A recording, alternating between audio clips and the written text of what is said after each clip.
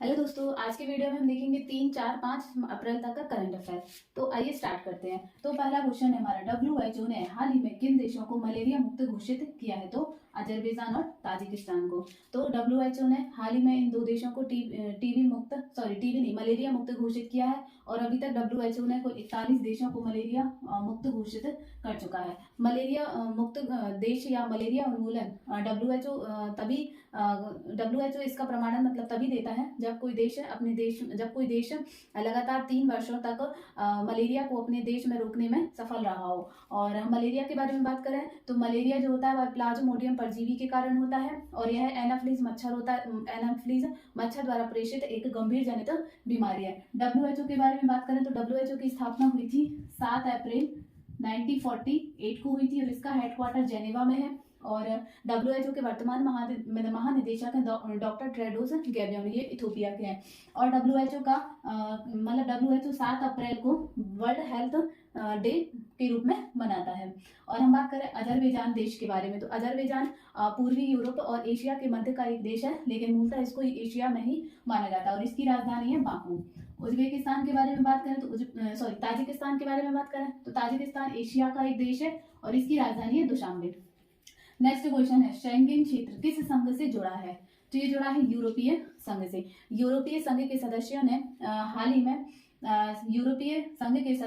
हाल ही में शेंगेन क्षेत्र के वीजा आवेदन प्रक्रिया को और अधिक कुशल बनाने के लिए जो शेंगेन वीजा है उसको डिजिटलाइज करने का फैसला लिया है।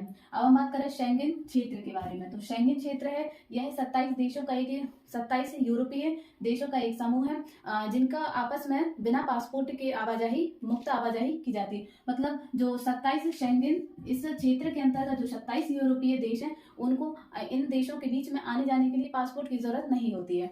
तो हाल ही में इन्होंने ये फैसला लिया है, इनका एक अलग वीजा होता है और उसको अब डिजिटलाइज करने का फैसला लिया है। और इस शेंगेन क्षेत्र की स्थापना हुई थी 1995 में स्थापित किए गए थे और ये जो शेंगेन है यह लग्जमबर्ग का एक शहर है। नेक्स्ट हम बात करें किस देश ने एक नए संविधान पर जनमत संग्रह कराया? तो उज्बेकिस्तान। तो उज्बेकिस्तान ने एक अपना नया संविधान बनाया है जिसमें यह संविधान देश को संप्रभु लोकतांत्रिक सामाजिक और बनाने का प्रयास करता है। उज्बेकिस्तान की राजधानी है ताशकंद और यह एशिया का ही एक देश है। नेक्स्ट क्वेश्चन है, इसरो के PSLV पर लॉन्च किया जाने वाला प्रोबा 3 मिशन किस अंतरिक्ष एजेंसी से जुड़ा है? तो ये जुड़ा है ESA मतलब यूरोपीय अंतरिक्ष एजेंसी, मतलब यूरोपियन सैटेलाइट एजेंसी द्वारा प्रोबा 3 मिशन लॉन्च किया जाएगा और जिसमें 2 अंतरिक्ष यान शामिल है। इसका लक्ष्य होगा कि 144 मीटर लंबा सौर कोरोनोग्राफ बनाना है जिससे वैज्ञानिक सूर्य के धुंधले कोरोना का अध्ययन करने की अनुमति मिलेगी। यह अभी तक पहली बार ये अनुमति हासिल हुई है। अब हम बात करें प्रोबा 3 मिशन, तो प्रोबा 3 मिशन को ये ESA लॉन्च करेगा भारत के PSLV लॉन्च व्हीकल से। तो भारत के PSLV द्वारा यह पृथ्वी की उच्च कक्षा में ये तैनात किया जाएगा प्रोबा 3 मिशन। और ESA का इसमें क्या काम है? तो ESA इस मिशन को डिजाइन और इसको कार्यान्वित करने के लिए जिम्मेदार होगा। नेक्स्ट हम बात करें, हाल ही में चीन ने किस भारतीय राज्य में 11 स्थानों के नाम बदलने की घोषणा की है? तो अरुणाचल प्रदेश में। तो हाल ही में चीन ने घोषणा की है अरुणाचल प्रदेश के 11 स्थानों को बदलने की और ये ऐसा पहली बार नहीं हुआ है, ऐसा पहले भी चीन कर चुका है कि अरुणाचल प्रदेश की मतलब चीन के कब्जे में अरुणाचल प्रदेश का जो भाग है उसके नाम परिवर्तित करने का। और ये सिलसिला चालू होता है 1962 के भारत चीन युद्ध के बाद से। तो 1962 में जो भारत चीन युद्ध हुआ था उसमें अरुणाचल प्रदेश के आधे से ज्यादा हिस्सा चीन ने अस्थायी कब्जा कर लिया था। तो उसी के बाद से ये चीन अरुणाचल प्रदेश की जो कुछ स्थान होते हैं उनका नाम परिवर्तित करता है। अरुणाचल प्रदेश के बारे में हम बात करें तो अरुणाचल प्रदेश भारत का एक पूर्वोत्तर राज्य है, इसकी राजधानी ईटानगर है और अरुणाचल प्रदेश के राज्यपाल हैं डॉक्टर BD मिश्रा। अरुणाचल प्रदेश के मुख्यमंत्री हैं पेमा खांडू। नेक्स्ट क्वेश्चन की बात करें तो अनुमानित टीवी मामलों के लिए खुद का मॉडल विकसित करने वाला दुनिया का पहला देश, तो ये बन गया है भारत। तो भारत ऐसा पहला देश बन गया है जिसने अनुमानित टीवी मामलों के लिए खुद का एक गणितीय मॉडल विकसित किया है। और इस मॉडल का उपयोग करके भारत में अनुमानित टीबी की मृत्यु दर और उसकी घटना की दर का अध्ययन करके उसकी रिपोर्ट मार्च 2000 मतलब मार्च तक उपलब्ध कर सकेगा। अभी तक यही अनुमानित रिपोर्ट WHO जारी करता था अक्टूबर तक, तो अब ये भारत खुद अपने मॉडल के द्वारा इसको जारी कर पाएगा। और इस नए मॉडल में मतलब इस भारतीय गणितीय मॉडल में रोग का प्राकृतिक इतिहास, किसी व्यक्ति के संक्रमण और उसकी रोग की स्थिति और उसका इलाज जैसे उपचार का डेटा का उपयोग करके ये मॉडल बनाया जाएगा।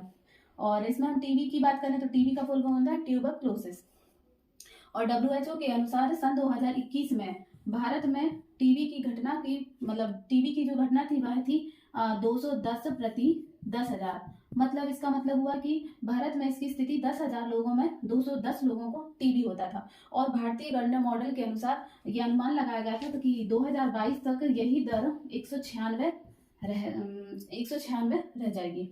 नेक्स्ट हमारा किसने लुआनचरी पहनकर अफ्रीका में माउंट किलिमंजारो को फतेह किया है, तो अंजलि शर्मा ने।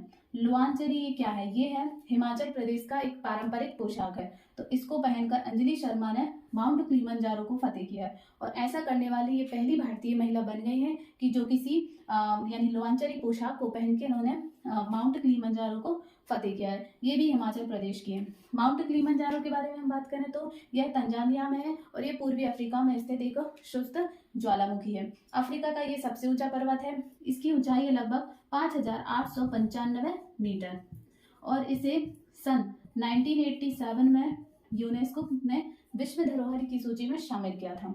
नेक्स्ट हम बात करें किस राज्य की बसोहट्टी पेंटिंग को GI टैग मिला है, तो जम्मू कश्मीर। तो जम्मू कश्मीर के कठुआ जिले की विश्व प्रसिद्ध बसोहट्टी पेंटिंग को GI टैग मिला है। और GI पंजीकरण के इतिहास में पहली बार जम्मू कश्मीर के किसी हस्तशिल्प को GI टैग मिला है। और हम GI टैग के बारे में बात करें तो यह एक बौद्धिक संपदा अधिकार का एक रूप होता है जो किसी स्थान की विशिष्ट गुणवत्ता, पहचान, प्रकृति को देखकर मतलब उसको शामिल किया जाता है और इसी प्रकार से GI टैग दिए जाते हैं। Thank you.